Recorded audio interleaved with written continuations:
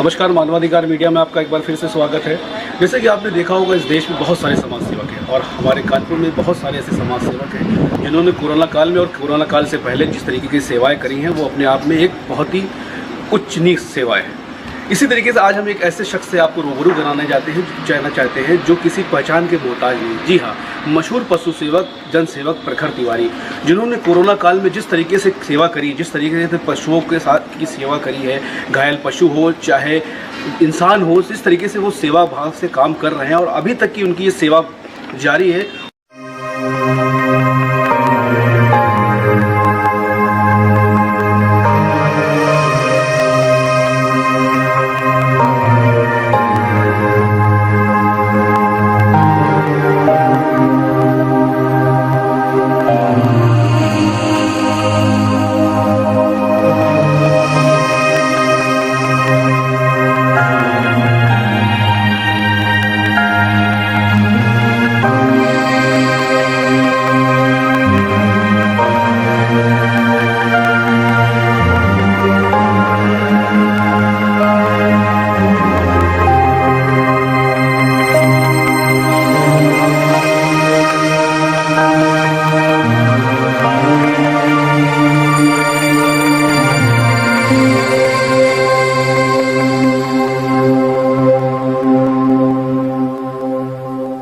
बात करने के लिए मौजूद है मशहूर पशु सेवक प्रखर तिवारी, जिनको हमने पिछली बार भी इनकी सेवाओं को दिखाया था, इनके कार्यों को दिखाया था, किस तरीके से ये सेवा कार्य करते हैं, किस तरीके से ये पशुओं की मदद करते हैं, चाहे वो घायल जानवर हो, दिन हो रात हो, किसी वक्त भी किसी क्षण भी इनको जब कॉल आती है कहीं से भी, ये वक्त नहीं देखते हैं कि किस तरीके से ये अपने काम को अंजाम देते हैं।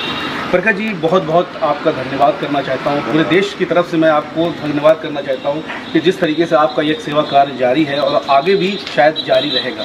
क्या कहना चाहेंगे आप? जी सर, सबसे पहले तो मैं आपको और आपके चैनल को धन्यवाद करूंगा कि जिन्होंने मेरी सेवा को इस लायक समझा कि सबके सामने आज ला रहे हैं। और यही कहना चाहूँगा कि पिछले लॉकडाउन से ये सारी सेवाएं शुरू हुई थी और इस लॉकडाउन तक अभी तक जारी हैं और आगे भी जारी रहेंगी। अच्छा जी, जिस तरीके से आप ये सेवा करते हैं जी, आपकी कोई एनजीओ शायद नहीं है, आप सेल्फ से ये सेवा करते हैं जी, तो बहुत सारी मुश्किलात भी आती होंगी, बहुत सारी समस्याएं भी आती होंगी, तो इनका किस तरीके से आप सामना करते हैं? देखिए सर, सबसे पहले तो इसमें समस्या आती है फाइनेंशियल प्रॉब्लम, क्योंकि पैसा ही कहीं ना कहीं हर चीज़ का एक बेसिक एलिमेंट है।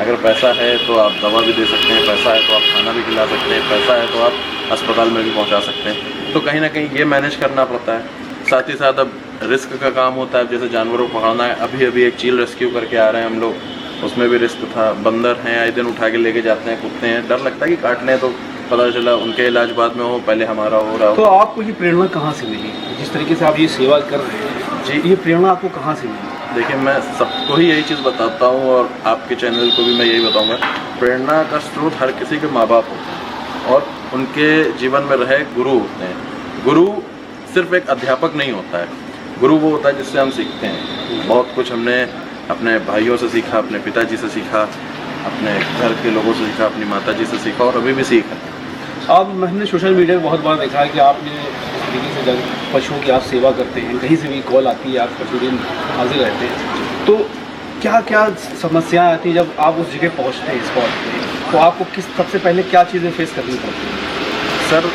इसमें बहुत कुछ फेस करना पड़ता है। अगर काम सक्सेस हो जाता है तो लोग तारीफ़ करते हैं, नहीं सक्सेस हो पाता तो वही लोग बुराई करते हैं।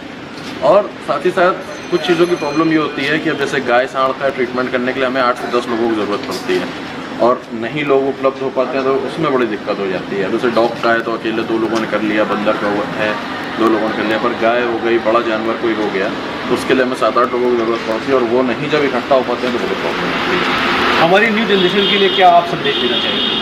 जी, नई जनरेशन के लिए मैं यही संदेश देना चाहूँगा कि नई जनरेशन युवा पीढ़ी जो है ये एक वो चिंगारी है कि अगर अपने पे आ जाए तो एक बदलाव की आग लगा सकती है। आगे किस तरीके के कार्य आपके देखे जाएंगे सेवा के क्षेत्र में? जैसे सर अभी चल रहे हैं, आप लोगों की दुआओं से आगे भी ऐसे ही चलते रहेंगे। अगर ऊपर वाले ने चाहा तो बड़े लेवल पे पहुंचेगा।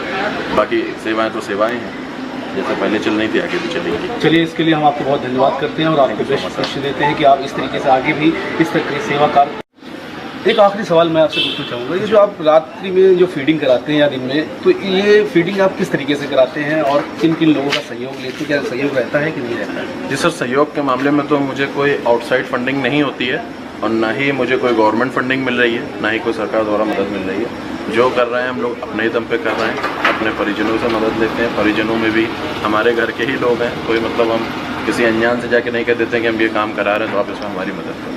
कोई एक नया आदमी नहीं कह सकता कि मैंने कुछ करा है। तो आपने देखा, ये थे प्रखर तिवारी, मशहूर पशु सेवक, जिनका कहना था कि हमें सेवा करता रहना चाहिए। इनके विचार जिस तरीके से ये सेवा कर रहे हैं, सेवा अपने आप में एक बहुत बड़ी बात है और हमें भी ऐसी लोगों से कुछ सीखना चाहिए। मैं क्राइम रिपोर्टर अयाज मुस्तफा अपने साथी क्राइम रिपोर्टर सौरभ कुमार के साथ, मानवाधिकार मीडिया, सच आप तक। जय हिंद, जय भारत।